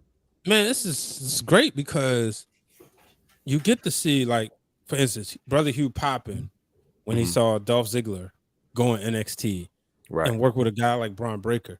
Yeah. That's an opportunity. Like, let's just say if Brother Hugh wasn't like the wrestling fan that he is, right?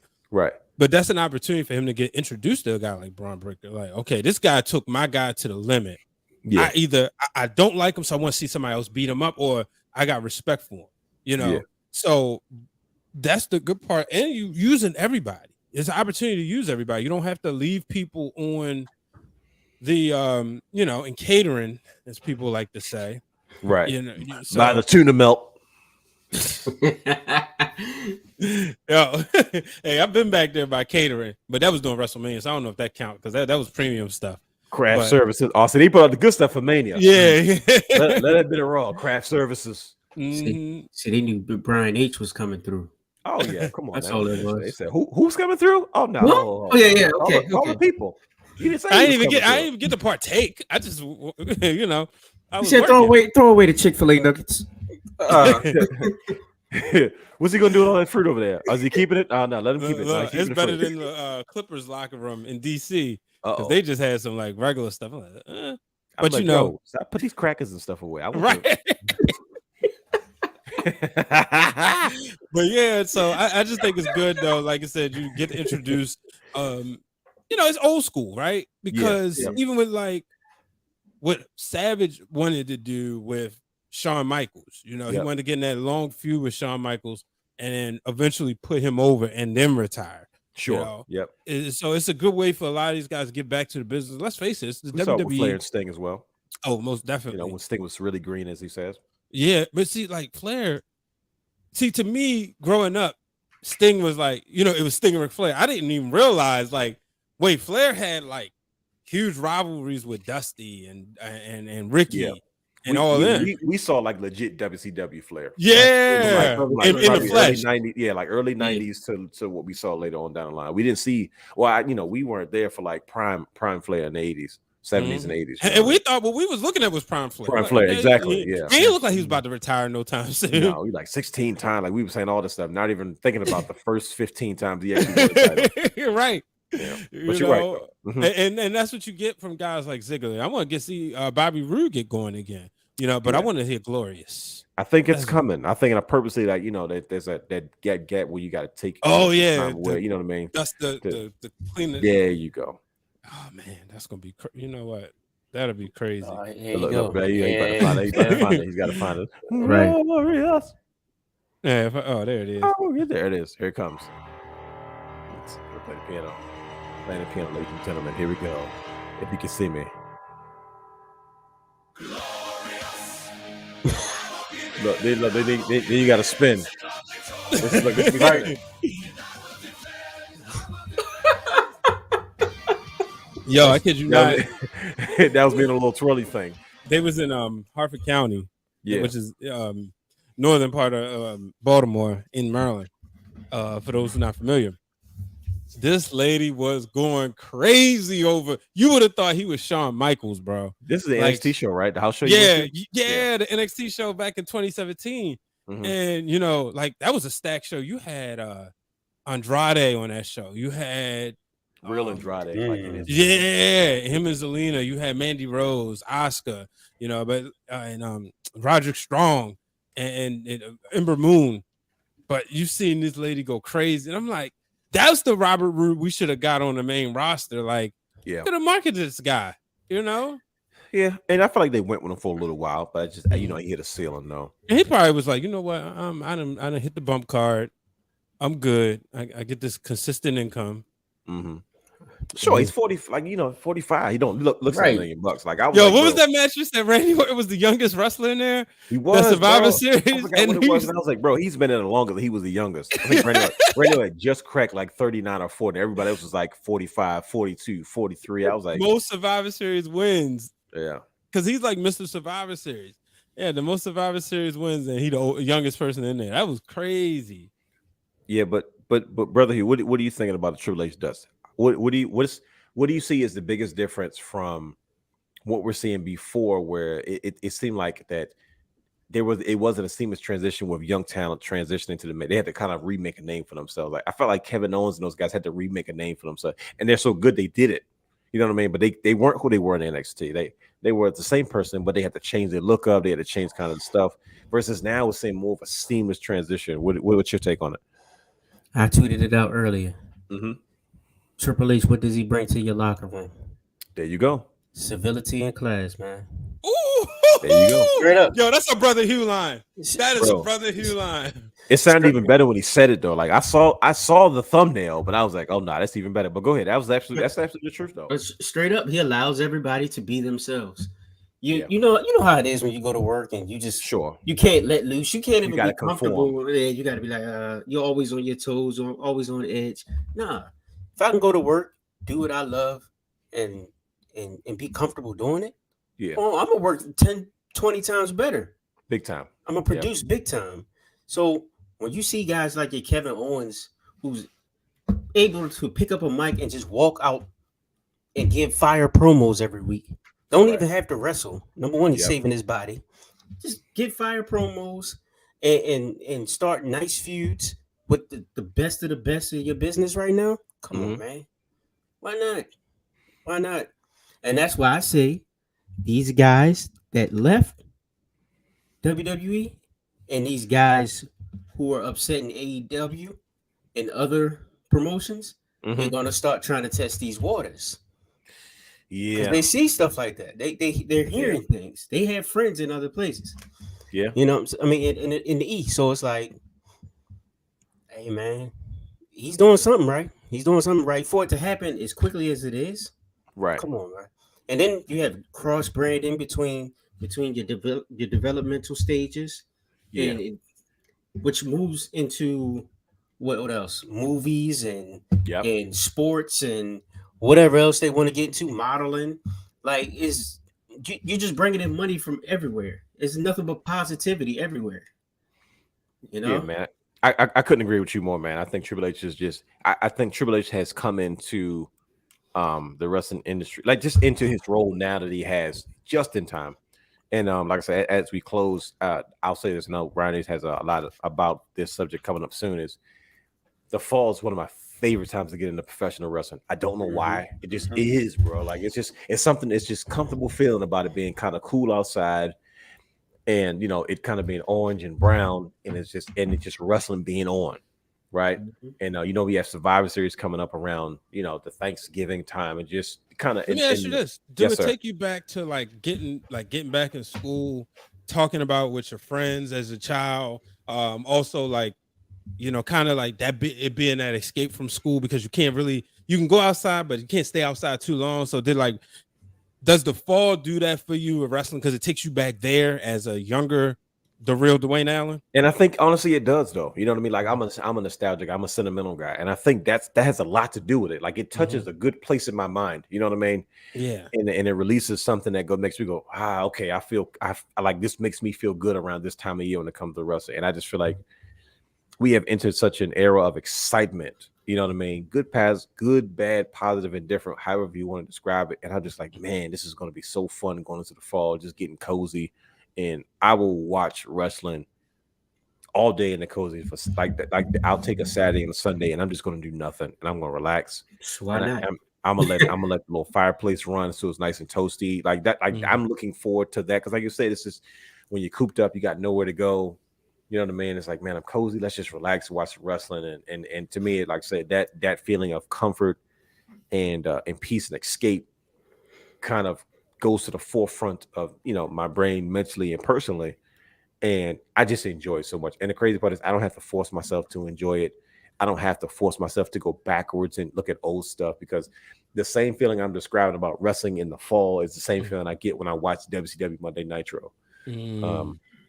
And it's not so much the same feeling when I watch WWE Raw, WWF Raw during that time, because it's like it's a different feeling. But when I watch Nitro, because that was the first thing that got me back into wrestling, it's something different when I watch that, because it takes me back to, bro, this is when I fell in love with this business and this product. And it's just like I've fallen asleep. I've put on WCW Macho Man Randy Savage versus Diamond Dallas Page at was that Slamboree? Slamboree, Spring Stampede. The one where they had all that hay. And I've let that match play. I look up in 5, 6, 10 different pay-per-view matches. Because if you watch something like on the network or on YouTube, like similar stuff will play. And I have gotten some of my best sleep at night just being in such a relaxed place when I see those things. And I just feel that way right now with, God really loves WWE, because he has allowed things to kind of transpire in a way where Triple H saved that company. Because I can't think that I would be this excited and this happy at my age about stupid wrestling. Like it's not. This is a great title for the podcast. I mean, it's not supposed to be like. It's not supposed to be this exciting for me at this age, and it is. And I'm like, bro, I was giving up. I had to. I love wrestling, man. You got to make the best of it, and I'm just like, dude, that like. It's one thing when you love something that doesn't love you back, because you're like, man, I love wrestling, and like, they're not giving me what I want, but I love it, so I stick around. It's like it feels good to be like, bro, I'm really having a good time. Like I'm really enjoying what I'm watching. I'm really happy to be here. I'm really having fun with this. Even these conversations that we're having, like we benefited so much from the content of things that have kind of transpired. And like I said, I'm having so much fun. Tell them what's on your heart, sir. I'm telling people the real. You know what I'm saying? I'm the real. Hey. Because that's the space that wrestling in the fall puts me in. You know what I mean? And hopefully people can relate. And hopefully, everybody has that version of whatever I just talked about somewhere in their minds and their hearts, and whatever time of year that is, based off their different reasons, nostalgia. Remember, like Brian H. You haven't heard about Brian H. just went over, his moments. You know what I mean? Of his, everybody has that, man. But yeah, I love it, and that's the beauty about the business, being able to exchange those stories. You meet different people, and when we all like come together with like these wrestling communities, everybody can talk about, okay, when did you fall in love with wrestling? Yeah, well, I fell in love. Yeah, when did you fall in love with wrestling? Like me and brother Hugh talk about it all the time. Just there's been plenty of times because I ain't have cable, and that brother right there, man, I couldn't wait to see him on Tuesdays. Yo, what happened? What happened? And it was very rare that Hugh got to school after I did. But if it was a situation, I was like, wait, he ain't going to school today? Now I got to ask somebody else. They might not tell me the right stuff or whatever, because I knew he loved it just as much as I did. You feel me? Yeah. And that's the cool thing, especially when you hear other people's stories. Like, shout out, like I was talking to Jay Bougie about when he met Bret Hart. He was like, nah, man, because he took out Austin. Austin was my guy. Every day I was watching Stone Cold, and he made Austin bleed. I was like, yo, that was a part that got Austin over. But just going back, and it's always fun talking to different people and different, like, whether it's a podcaster, whether it's a wrestler, whether it's an announcer, because you hear different perspectives on why they fell in love with the business and why they do exactly what they do. Nah, man, that's like you. That's dope. We got to do a show based off that one day. We're just gonna do one mushy sentimental show, and we're gonna just talk about all these moments, bro. We're gonna go back to when we was kids, because that's something I do to this day. I don't care. Like I will never be an adult to the point where I forget what made me happy as a kid. Not everything kind of translates to adulthood, which is natural, but there's some spaces where I'm like, yo, I still go there. You know what I mean? I still go back to the pictures on the back of the WWF Monster Ring box. Those pictures, I'm talking about pure love for the business, pure love for professional wrestling. And every time if I'm having a bad day, I will Google those pictures and I'll just be like, man, I remember that, bro. I remember being obsessed with this. And whatever I'm going through, I'm feeling, I don't remember by the time I'm done. Right. That's how important these moments are, not only to myself, and it's fun to watch kids of this generation have those moments now, man. But to be able to still be able to do this after so long, and to do it, like I said, always, of course, with my brothers and like I said, our community, and the many special guests that we come to kind of partake in this shenanigery with us on the late man, as late as it is, burning your midnight oil. You know what I mean? This is why I do what I do. This is why you guys do what you do, man. And this is why we had another successful show. Yes, sir. So we had a more mellowed out tone this week, because we kind of went kind of hard last week against AEW and trying to relax things. But trust me, as things kind of develop, we'll get into a whole lot of things, and plenty more content to come, plenty more to do. Trust me, we're going to release our new apparel really soon on the WrestlingRealm.com. We're starting to prepare for it and get marketing situated. We're gonna do it upright, get some stuff situated and stuff like that. But I think the fans really going to enjoy it. But like I said, you can follow us on all social media platforms at Wrestling Realm. Subscribe to our Patreon, Twitch, and YouTube account at The Wrestling Realm. Brothers, you guys, any last words as we kind of close out? Nah, I have nothing. Yeah, like everything you said. Subscribe. Check out my booking of Survivor Series. That's gonna be good. I'm gonna do a quick cross promotion. I know you good brothers don't mind. The next episode of Breaking Through Glass Ceilings. Yeah, boy. You better promote this. Don't say no brothers ain't mine, man. You better promote your goddamn show. Promote that show, brother. The one and only Reverend Ron Hunt. Oh, that's gonna be a good one. Yeah, he's gonna come on and talk about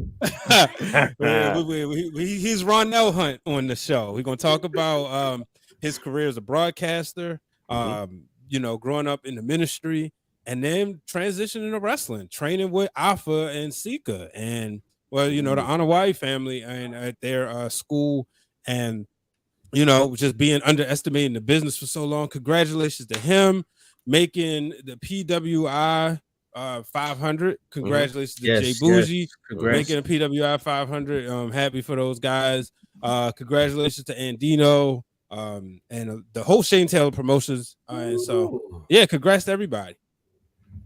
You know, and quick before we go, PWI 500. What you guys think of the top 5? I would have put. I'm thinking from last May to June. I still don't know if I put CM Punk in there, but I think because of, I think the moment itself, maybe. Yeah. I mean, like he came back after 12 years or however long it was. So how long was it? Was it 7 or 12? What was it? 7. After 7 years, I think that's kind of propelled him to because first of all, how long has he held the title to be even in that conversation? And I know it's not based off title runs, but still. That's the thing, because like his title run wasn't in the judgment time, I don't believe. Yeah. And maybe just when he just won it. And I think Bobby Lashley was, I know Bobby Lashley was, so I probably would have moved him up a little bit more. Yeah. So shout out to Paige. He was winning matches. I might not be like the biggest fan of his, but I think Punk would have been honestly maybe number 6 and Cody would have been number 5 for me. Yeah, I don't see. Well, Cody didn't really have a good year until he got to WWE. Right. Think about it. Yeah, he was. You know what I mean? Like I'm just saying, like, don't get me wrong. Like we look at his whole body of work. You know what I'm saying? So, definitely shouldn't be in top 5. Yeah, when you look at his whole body of work, you know what I mean? Yeah. I look at it that way, but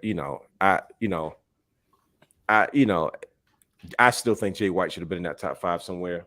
Mm-hmm. But it's it is what it is. Where's Seth? But, see, I'm not even gonna get into it. But we got to look at that. We'll definitely dive into that.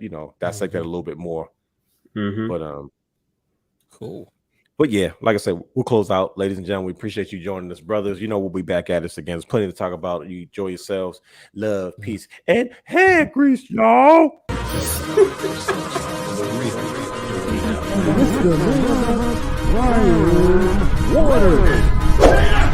Houston, we have a problem. Yes!